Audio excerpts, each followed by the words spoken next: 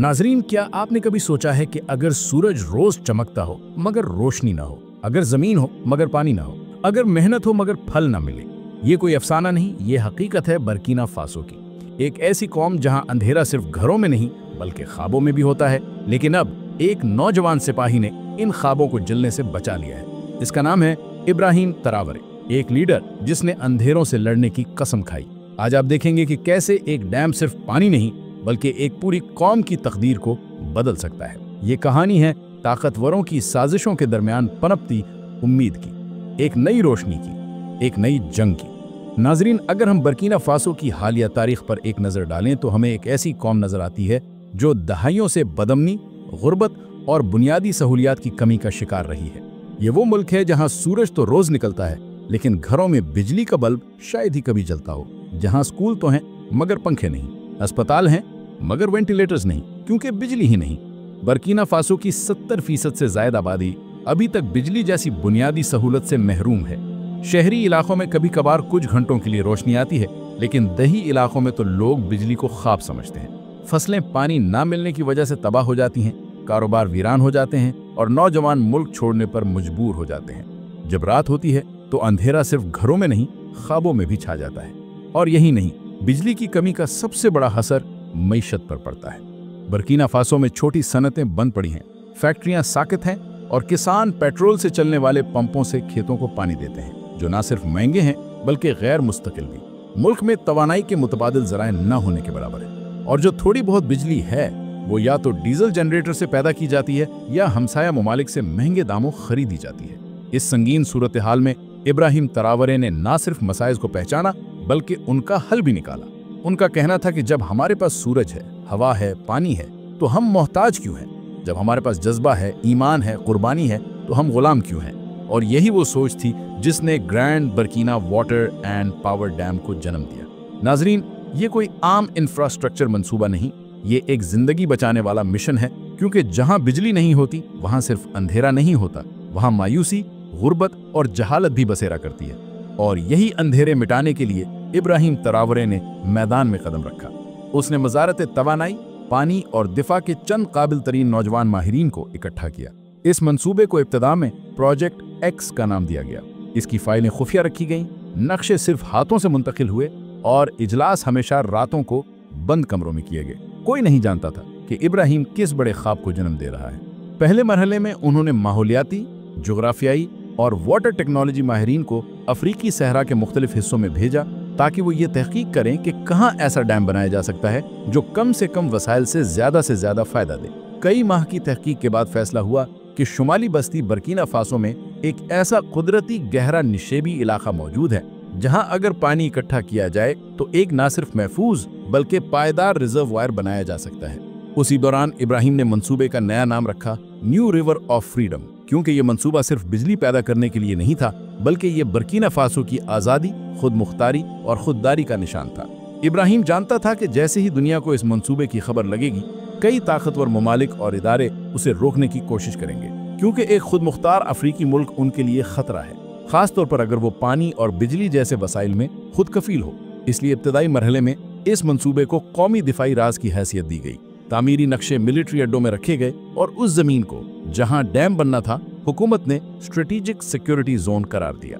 यहां सिर्फ special forces को रसाई दी गई। दोस्तों, माहिरीन के मुताबिक ये डैम 1600 मीटर लंबा और 160 मीटर ऊंचा है, यानी इतना ऊंचा जैसे कोई 50 मंजिला इमारत हो और इतना लंबा कि आंखें थक जाएं मगर सिरा नजर न आए। ये कोई आम बंद नहीं बल्कि roller compacted concrete gravity dam है, वही तर्ज तामीर जो दुनिया के सबसे मजबूत और पायदार डैम्स में इस्तेमाल होती है। इस डैम के पीछे बनने वाला रिजर्ववायर 60 बिलियन क्यूबिक मीटर पानी जखीरा करने की सलाहियत रखता है। अगर इसका मवाजना करें तो ये इतना पानी है कि पूरे बर्किना फासो को कई साल तक मुसलसल पानी दिया जा सकता है। इसके अलावा इस डैम के अंदर 12 अदद नदीमी फ्रांसीसी टर्बाइनें नस्ब की जा रही हैं जो हर साल तकरीबन 5000 मेगावाट बिजली पैदा करेंगी। ये मिकदार बर्किना फासो की मौजूदा मजमूई पैदावारी सलाहियत से 2 गुना से भी ज्यादा है।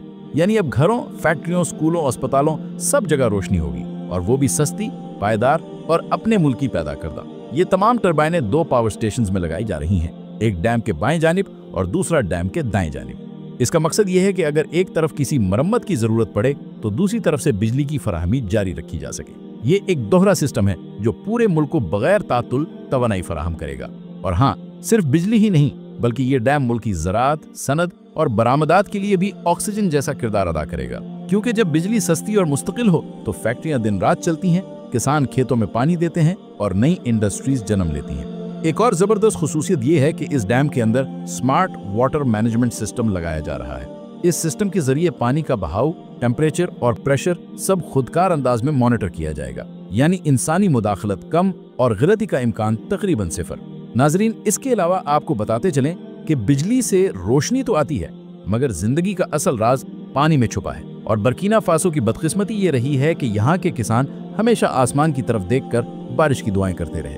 कभी बारिश वक्त पर ना आई तो फसलें जल गईं, कभी आई तो तूफान बन गई और खेत बहा ले गई। लेकिन अब इब्राहिम तरावरे के इस अजीम डैम ने इस रिवायत को तोड़ने का आज़म किया है। ये सिर्फ एक डैम नहीं बल्कि नई नालियों, नहरों और आबपाशी के नए जदीद सिस्टम की बुनियाद है। डैम के पानी को मुनज़्ज़म अंदाज में पूरे मुल्क में फैलाने के लिए हुकूमत ने ग्रीन रिवर प्रोजेक्ट शुरू किया है, जिसके तहत लाखों हेक्टर बंजर जमीन को काबिल काश्त बनाया जाएगा। ऐसी जमीनें जो बरसों से सिर्फ रेत उगलती थीं, अब वहां गंदम, चावल, सब्जियां और फल उगेंगे। पानी की तरसील के लिए हुकूमत ने मॉडर्न ड्रिप इरिगेशन और स्मार्ट स्प्रिंकलर सिस्टम्स मुतारिफ कराए हैं ताकि कम पानी में ज्यादा फसल हासिल की जा सके। ये वही टेक्नोलॉजी है जो इसराइल जैसे ममालिक इस्तेमाल करते हैं, लेकिन अब ये सहरा भी इसी तरक्की से फैज़याब होगा। नाजरीन, ये मंसूबा सिर्फ जमीन को सरसब्ज बनाने का नहीं बल्कि किसान को खुददार बनाने का भी है। हुकूमत ने ऐलान किया है कि वो हर रजिस्टर्ड किसान को सब्सिडी पर बीज, खाद और सोलर वाटर पंप फराहम करेगी।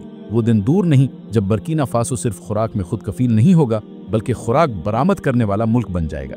और सबसे अहम बात, जब खेतों में पानी होगा तो देहातों से हिजरत नहीं होगी। नौजवान शहर नहीं छोड़ेंगे बल्कि अपने खेतों में काम करेंगे। बेरोजगारी खत्म होगी, गुर्बत कम होगी और खुराक की कीमतें मुस्तहकम रहेंगी। इसके साथ साथ हुकूमत ने ज़रूरी तरबियती मराकिज़ भी कायम करने का ऐलान किया है, जहां किसानों को मौजूदा तरीके सिखाए जाएंगे ताकि वो सिर्फ रवायती काश्तकार न रहें बल्कि ज़रूरी माहिरीन बन जाएं। लिहाजा वो वक्त दूर नहीं जब बर्किना फासो का सब्ज परचम सब खेतों के दरमियान लहरा रहा होगा, जब दुनिया अफ्रीका को सिर्फ मोहताज नहीं बल्कि मेहनतकश और खुददार कहेगी।